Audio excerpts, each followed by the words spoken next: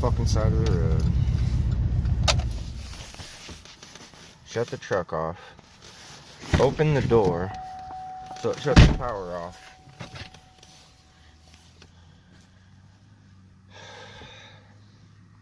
Sit here.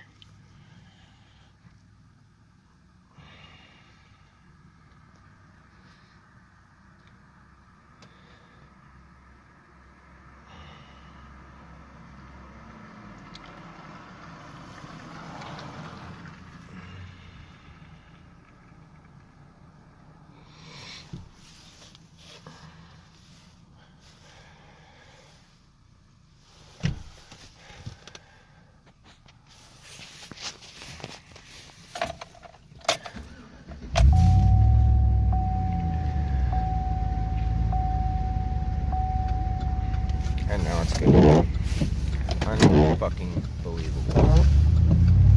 Sometimes it'll do this 2-3 times in one trip. Sometimes it won't do it for a month. But this last couple of weeks, it's been doing it daily, several times. So this video is to help anybody that's been having this problem. I have a 09 Chevy Silverado. It's been having the check engine light come on, as well as the service traction control / stable track and reduced engine power. It's been happening more frequently and more so on cold days. I've done a lot of research on it. I had this problem with my other truck and wasn't ever able to figure it out before I traded it in. Now this truck is doing it as well, so we're gonna change out the throttle body sensor and clean the throttle body and see if that helps the problem. So I've already taken the air or the motor shroud cover off. It just clips on with those 2 pegs sticking up. I'll start by taking the air duct tube off that also goes back across the back of the motor there. There's a screw here and a screw over here and a couple of little clamps, and then that will all lift out, and then we'll continue the video from there. Alright, so I've got the disconnections made, and we'll go ahead and pull this out. Just kind of pull it from the back and then off of the throttle body, and it just lifts right out. Set that to the side. Now, as you can see, it's pretty dirty in there. In fact, we're going to go ahead and clean this up first. It looks like the spacing. One thing you can do to check your spacing on your brass plate in there is to push it forward. It's on a spring, so you'll want to push the resistance out of it, and then you can check on the top and on the bottom to see if your spacing is equal all the way around. If it's not, you'll want to take these 2 T20 screws loose, and then you can push in on it and then tighten those back down, and that should evenly space it. But you'll want to clean everything up really good before you do that. So we're going to go ahead and clean this up, and then see if we need to go as far as changing the sensor from there. Alright, so what I'm going to use to clean the throttle body out is throttle body and air intake cleaner. Don't use brake fluid cleaner or brake cleaner of any type or engine degreaser. You want to use something specifically made for throttle bodies and air intake. An old toothbrush. Obviously this one isn't very old, but it's the only one that I had available. And then some paper towels for cleaning your hands and wiping off excess gunk. So to do this, you'll want to push your intake open, put a couple of liberal squirts in there, not overdoing it. You don't want to vapor lock your motor when you go to restart. Clean it out. It will evaporate as you're cleaning.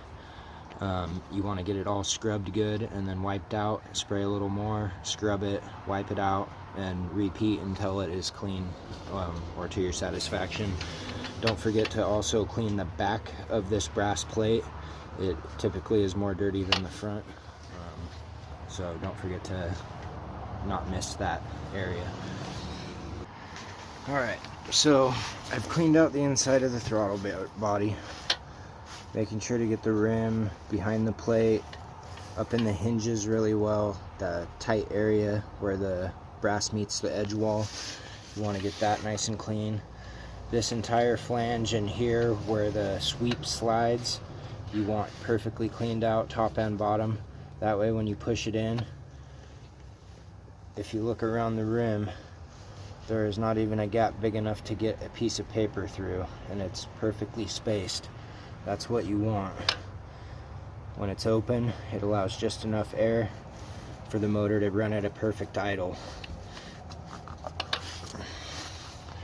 Now that that's done, you can hear the gears of the throttle sensor. When you push this, it should have the resistance, but it should feel, there shouldn't be any skipping in it.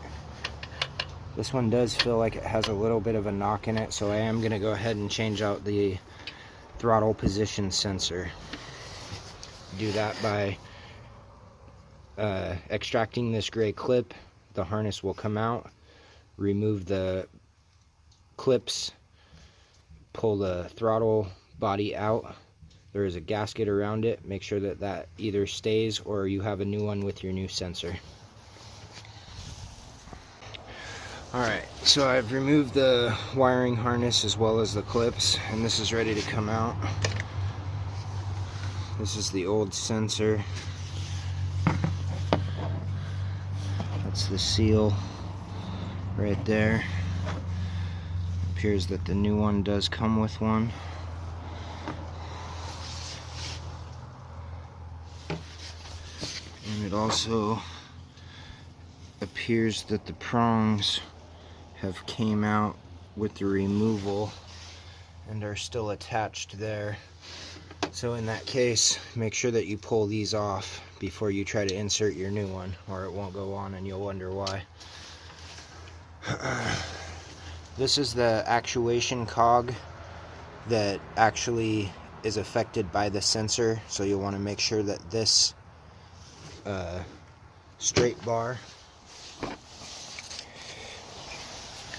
goes into that hole in the brass straight. And to do that, while putting it on, you'll have to adjust this to the right position. So we're going to go ahead and stick this on and then go from there.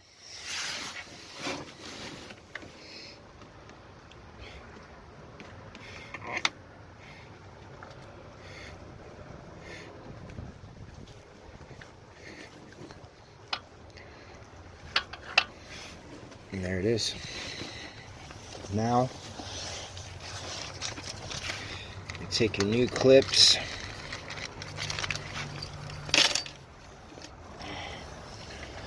these are the same on both sides, just make sure you don't drop them. I always find it's easier to hook to the metal side first.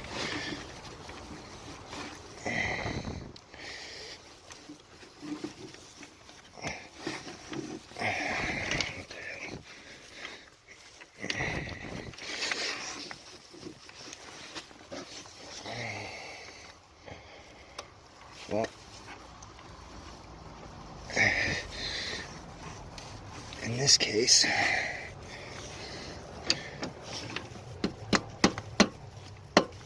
there's number one.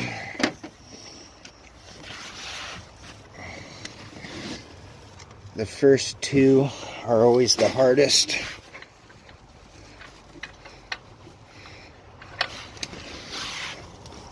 To get on.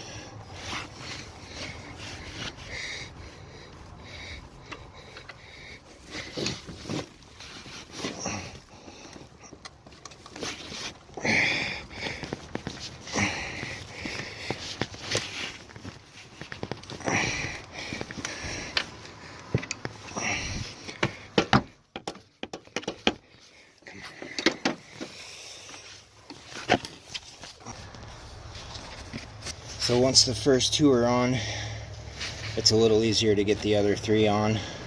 I'm going to go ahead and do the ones from the back now. Alright, so there you have it. The new sensor is in place. All the clips are back on. The clips in the back are definitely the toughest to get back on. Originally I'd said it's easier to put the front on and then go over the metal. Or excuse me, vice versa, that it's easier to put the metal and then go over the front. It's actually easier to hook the front, hold it with your finger, and then use a soft-backed pair of channel locks with a rounded tip. And for one like this, while holding it with your finger, you can tap the back on. That was the only way that I was able to get them on without damaging anything, and effectively.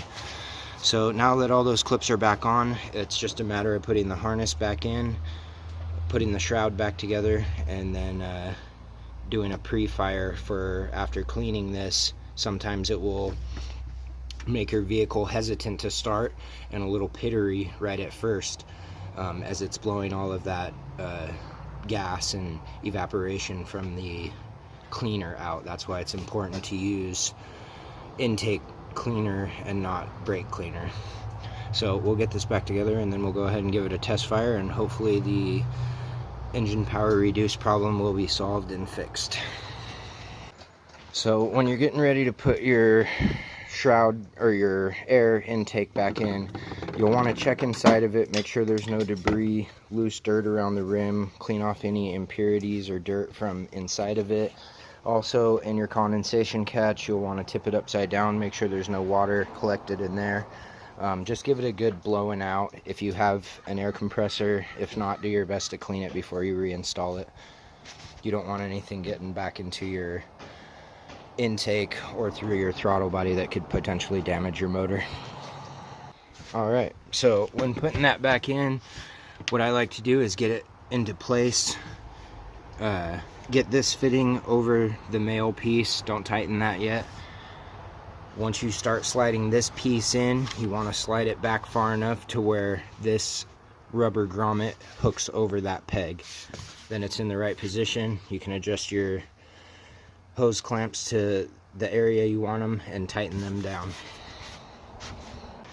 The last thing with the intake that you don't want to forget is this vacuum hose, which I earlier just pulled out to be able to remove this, and it simply just pops back in. Make sure that you still have your blue seal on there, and then your intake is 100% back together. Now you just got to throw your shroud back on the top and it should be ready to test fire. Alright, the motor is all back together and we're ready to give it a shot here. Make sure that you reconnect your negative battery post before you try and start it as well. And I don't know if I mentioned at the beginning, I'll put a text in the video at the beginning reminding people to remove the negative ground before starting any work. Alright, so now the work is done and we're able to start it and do the blowout from the throttle body cleaning. Keep in mind, it will sound a little rough and maybe hesitant to start right at first. Don't be alarmed.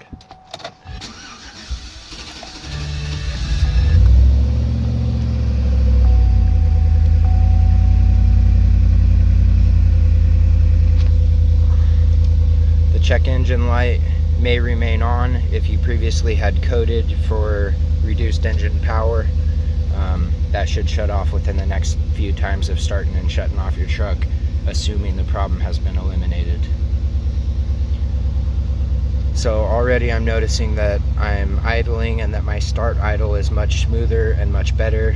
When I first started my truck this morning before doing this, it was down below the halfway point in between 1,000 RPMs and kind of pitter-pattering up and down. It's sounding much smoother. Now that it's started and done its initial start with no throttle, you can start revving it up to about 2,000, let off, 3,000, let off, 4,000, to work that last bit of fumes out.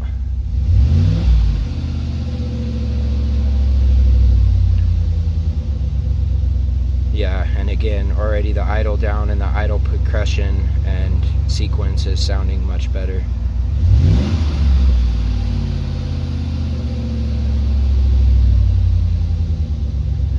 may see a little bit of black smoke coming out of your exhaust, or you may not, depending on how liberal you were with your cleaner.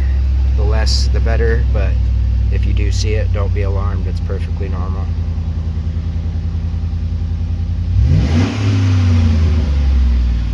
Give it a few good blowouts, then maybe let it run for a couple of minutes before shutting it off, just to get any remaining fumes out.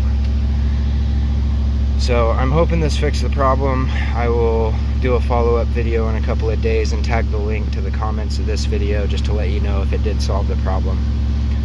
It's been a consistent headache with Chevy Silverados that I've had, and I'm hoping now that this is the problem, even though there is several things that will throw a reduced engine power code.